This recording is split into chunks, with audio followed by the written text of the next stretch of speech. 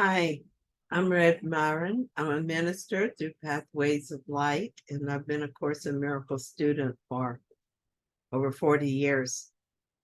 I decided to read the text again this year, so I've been reading it a paragraph or two at a time, asking Jesus to clarify for me, and then I write from that clarity.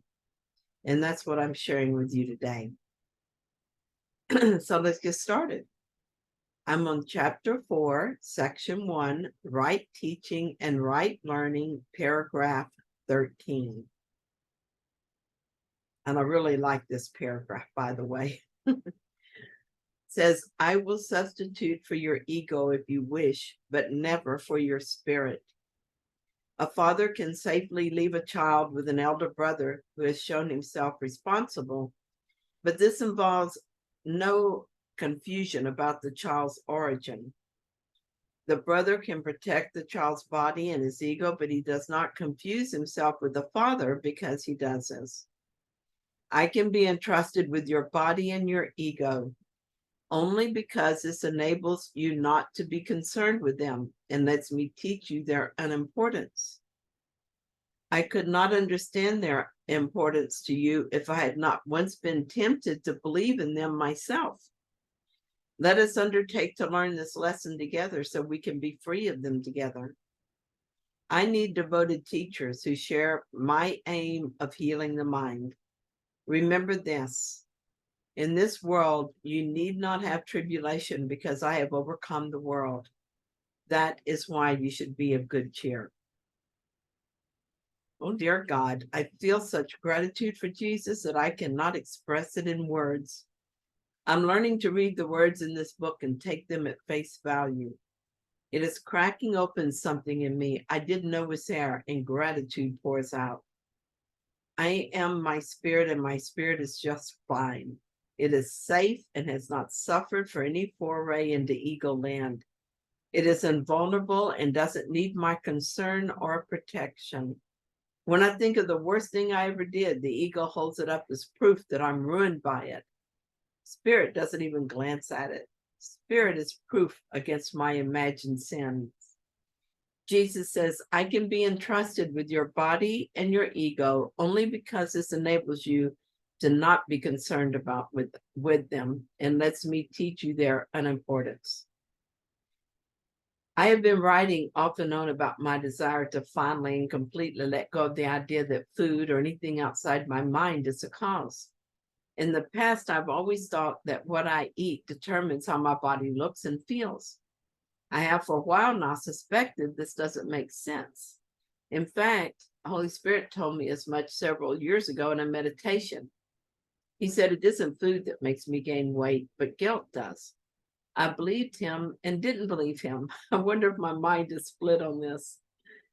I finally reached a point where I was ready to let go of these childish ideas about the body. It began when I started taking Jesus seriously and believing he meant what he said through A Course in Miracles. I began to let him show me that pain is not real. Then he showed me that some medicine I was taking was not real. These steps have strengthened my confidence in both Jesus and in me. Perhaps that's why I was given the thought that I wanted to end this war with my body over weight. This idea that the body is a real thing and apart from my mind is firmly rooted in my ego belief system and is not going down without a fight. I've had my ups and downs with it. Stay with me here. I'm going to relate this to the promise Jesus made to us in this paragraph. Shortly after I began this project, I received absolute clarity about the food and body. It was so clear and obvious that I couldn't believe I had ever been confused about this. I would share with you what I received if I could, but the ego part of the mind blocked it out completely. How could that happen? Or better question would be, why am I surprised it happened? The ego thinks of the body as its home and fortress against God. It might concede a battle, but it is not conceding the war. So I went right back to confusion, and the ego offered to help me out. It reminded me that losing weight is easy. We know how to do this. When I balked at the idea of abandoning my plan to end the war on my body, it cajoled me with the promises that this was a temporary measure. The deceitful little devil said we could go back to working the spirit when we got the weight thing under control. I had lots of good reasons for doing it this way, and for a brief time, I was convinced of its plan. I forgot that there's no meeting ground for spirit and ego. I've always fallen back on a low-carb diet as a quick and easy way to control my eating and lose weight quickly. It was easy and always successful for me, but this time it didn't work at all. And in fact, the inexplicable happened. The more carefully I ate, the more I gained. In fact, I was gaining at an alarming rate. I was forced to look at what was happening. I asked to be shown that my body is not outside my mind, so nothing outside my mind can affect me. In this case, I was looking specifically at food. This was my prayer, and it was being answered. I was seeing that fear and guilt were the cause of the weight gain, and that it had nothing to do with the food. The more nervous I got about my body image, the more out of control it seemed. I ate a lot and gained a lot. I ate in a way that always brought me weight loss, but instead I gained a lot. It was like Jesus was saying, see, I told you it had nothing to do with the food. And here is where that passage comes in.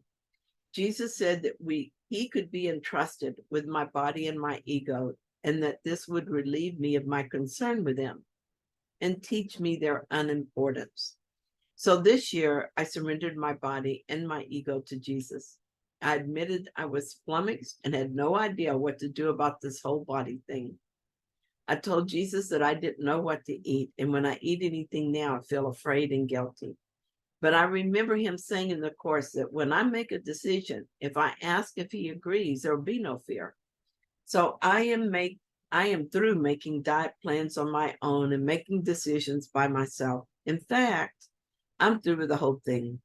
I give my body and my ego to you, Jesus. Please guide me in all things. I know I don't have to tolerate this tribulation in the world because Jesus has overcome the world. And once done, it's done for all. I'm catching up with the program. That's all. Gratitude doesn't begin to cover it when I reflect on this. Since the moment of surrender, all the conflict has fallen away and I'm at peace. I don't know what will happen with the food, the weight, how I feel about the body, but it all seems so remote and unimportant next to the peace that is now mine. I want to discuss this paragraph a little more before moving on. I feel like Jesus placed a diamond in this field of words, and I am now just discovering it. It's amazing that in the past, I have just casually read through this paragraph and never noticed how important it was. Of course, that's because I did not want to notice it. Jesus says that he can substitute for my ego. Has anyone reading this ever tried this? Have you ever read this as if it were true and decided to let Jesus replace your ego? Well, I know we do this in many little ways as we practice a course. Every time I'm mindful of my thoughts and ask that a dark thought be healed, I'm entrusting my ego to Jesus. Every time I surrender my plans and decisions, I entrust my ego to Jesus. When I experience sickness or some other body thing and become willing to see it differently, I'm entrusting my body to Jesus. When I choose to let him guide me through a body situation instead of resorting to magical remedies, I'm entrusting my body to him. But have you ever made a decision to allow Jesus to replace the ego, to fully entrust your body and ego to him? When I think of this, I don't know what I am. I feel light, and I feel like crying in relief. It is something I have trouble putting into words, not excitement exactly, but happy anticipation maybe. I feel a shift coming on. Thank you so much for joining me in this reading. I hope that you found it helpful. If you did, then please like it. If you haven't yet, please subscribe. and I'll be back tomorrow with another reading. See you then.